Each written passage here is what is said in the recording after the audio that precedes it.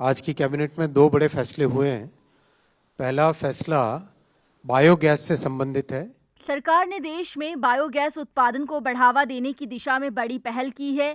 केंद्रीय कैबिनेट ने इसके लिए 23,731 करोड़ रुपए की एकीकृत सर्कुलर बायो एनर्जी योजना गोवर्धन को मंजूरी दी।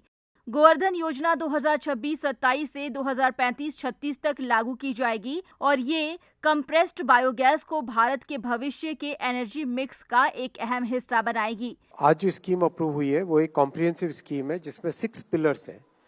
जो compressed biogas CBD compressed biogas बनती है सिटी और एग्रो वेस्ट को डाइजेस्ट करने के बाद में, उसको फर्मेंट करने के बाद में, तो उससे जो गैस बनती है उस गैस के यूटिलाइजेशन के लिए अश्योर्ड ऑफटेक का पिलर रखा गया। यानी जो भी मैन्युफैक्चर करेगा बायोगैस उसको एक अश्योर्ड ऑफटेक यानी उसके प्रोडक्ट को खरीदने की गारंटी दी जाएगी।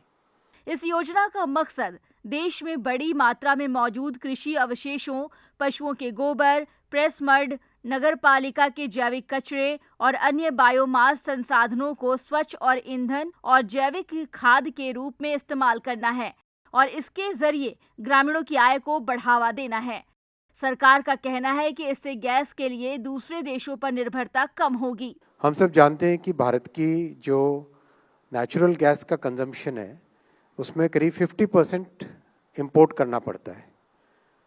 इस 50% इंपोर्ट को कैसे कम करें उसके लिए लगातार कई प्रयास चल रहे हैं। पिछले कई सालों में भारत सरकार ने जैविक खाद संयंत्रों को केंद्रीय वित्तीय सहायता प्रदान कर जैविक खाद क्षेत्र की नींव को मजबूत किया है। इसके लिए किफायती परिवहन की दिशा में सतत विकल्प, जैविक खाद के लिए बाजार विकास सहायता योजना, बायोमास एकत्रीकरण मशीनरी योजना, पाइपलाइन बुनियादी ढांचा विकास योजना और राष्ट्रीय जैव ऊर्जा कार्यक्रम चलाए गए हैं। इन पहलों के जरिए 200 से अधिक जैविक खाद प्लांट की स्थापना हुई है।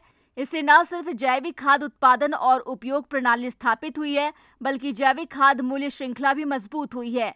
अब गोवर्धन के जरिए इस प्रगति को अगले स्तर पर ले जाने की योजना है। Bureau report, ETV Bharat.